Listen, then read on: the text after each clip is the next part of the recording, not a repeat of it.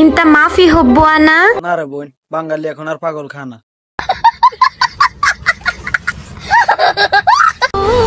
انا حبك انت ما في معلوم let's try. আমি এখন একটা দুশ্চিন্তায় আছি। আমরা যদি এখন টিকটকারদের কোনো রোস্ট করতে যাই, তখন আমাদের মনে হয় সৌদি আরব গিয়ে এখন প্রবাস জীবন কাটিয়ে আসতে হবে। নইলে সৌদি আরব কোনো ট্যুরে গিয়ে আগে ভালো করে আরবি শিখতে হবে। টিকটকাররা যেভাবে আরবি শুরু করেছেন, 2-4 দিন পরে মনে হয় আমাদের মতো রোস্টারদের আর খাওয়া থাকবে না। সঠিক বলেছেন। হে ভাই বেরাদার, আসসালামু আলাইকুম। আরেশ পারভেজ, আর পারভেজ এখন শুরু করবে। انت ما في حب انا না দেখেন না, 2-4 দিন হয়তো বয়ফ্রেন্ড এদেরকে মানে সৌদি আরব চাই, টাকাওয়ালা চাই, বয়ফ্রেন্ড হচ্ছে। এখন 2-4টা আরবি শিখেছে, ওইগুলো এসে টিকটক আমাদেরকে বলতেছেন এখন 7 দিনে আরবি কোর্স করার মতো এভাবে বলতেছেন। মানে সবাইকে জানান দিচ্ছে যে আমি সৌদি আরবের বাতারের সাথে এখন কাতার লড়াইতেছি, যে আমাদেরকে ওইটা জানাইতেছেন। चल तू समझा? हाँ नहीं तू समझा नहीं। انت ما في حب انا ما في مشكلة انا ما في زلل يلا انجلا এই যে আরবিটার অর্থ আপনারা না বুঝলে আমাদেরকে বুঝতে হবে। এটার অর্থ হচ্ছেন, বাতার আমার কাতার গেছে চাকরি করিতে, একলা বিছানায় ঘুম আসে না চটপটায় রাইতে। হয়তো এখন ফ্রি খাওয়াইতে চাই পাশের বাড়ির সবাইকে, গন্ধে কেউ খাইতে চাই না, নোংরা হয়ে গেছে সবকিছু।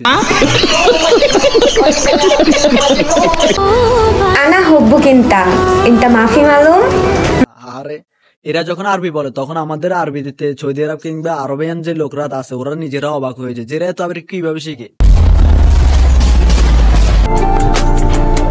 এরপর যদি আমাকে অন্য কারো হতে দেখো শিখতে তো হবে। হয়তো সৌদি আরব প্রবাসী একজন ছেলের সাথে ধরেছে, ওর টাকার পিছন মেরা দিয়ে এখন খাইতেছে আর আরবি বলতেছে। আর ও হয়তো রাতের বেলায় অনেক কিছু দেখায়, দেখে দেখে বলতেছে যে আমাকে 2-4টা আরবি শিখাও, আমি যেন টিকটকে বলতে পারি, মানুষকে জানান দিতে পারে আমরা সৌদি আরবেন হয়ে গেছি।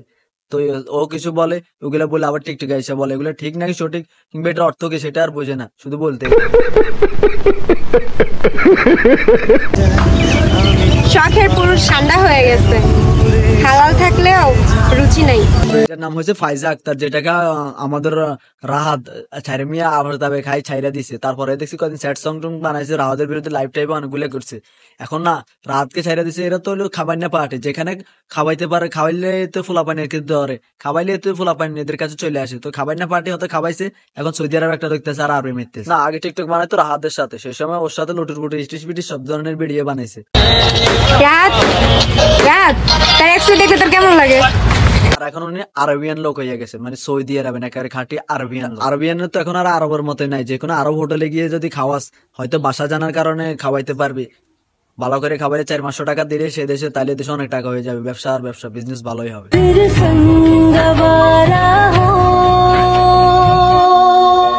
না আমি ভিডিও করবো না, আমায় মারবো।